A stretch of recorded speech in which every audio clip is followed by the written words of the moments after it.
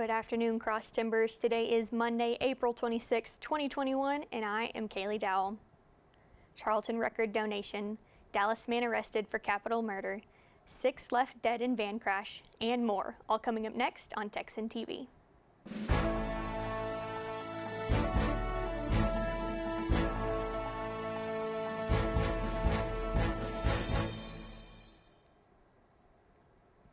In campus news, the Kappa Xi chapter of Sigma Chi at Tarleton State University has recently raised over $25,000 for the Huntsman Cancer Foundation, setting the university's record for the highest single donation from an organization.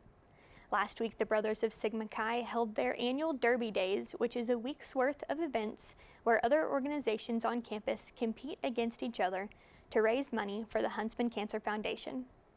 Some of these events included a truck smashing, a dodgeball tournament, a lip sync battle, and even a pageant with a talent show. In local news, Fossil Rim Wildlife Center is having a fun evening nature exploration event called the Twilight Twang, the Stephenville Empire Tribune reports. The event will consist of competitions between group members and testing their knowledge of animals. The event started on April 9th, but will continue on May 7th, 15th, 21st, and 29th, as well as June 4th, 12th, 18th, and 26th.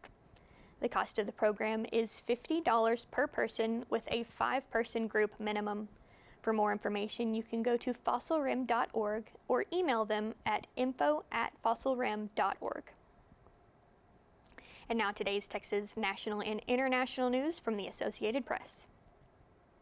While waiting for an out-of-state airline, a man from the Dallas area, Barak Hazar, was arrested on charges of capital murder for his mother and sister, police said yesterday. The 51-year-old mother and 17-year-old sister were found Saturday morning stabbed to death in Allen, Texas, after police checked on a reported disturbance with weapons. The mother's husband identified 20-year-old Barak, his stepson, as the suspect. As of now, the motive for murder is still unclear. In national news, on Sunday in Georgia, a van carrying 16 people crashed on its side and caught fire, killing 6 people and injuring 10.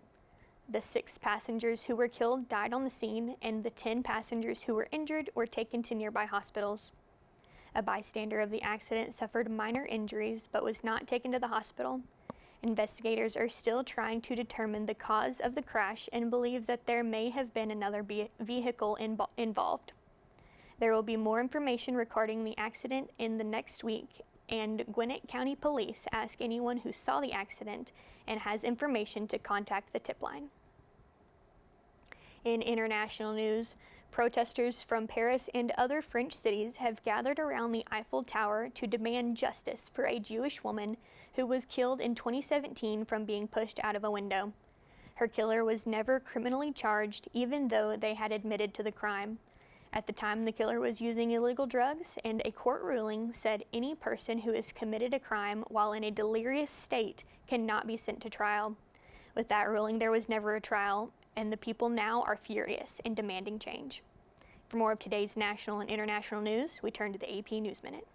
This is AP News Minute. Michigan has emerged as a COVID-19 hotspot, with more new cases than any other state over the past 2 weeks. Medical experts blame contagious variants as states pull back on restrictions and COVID fatigue.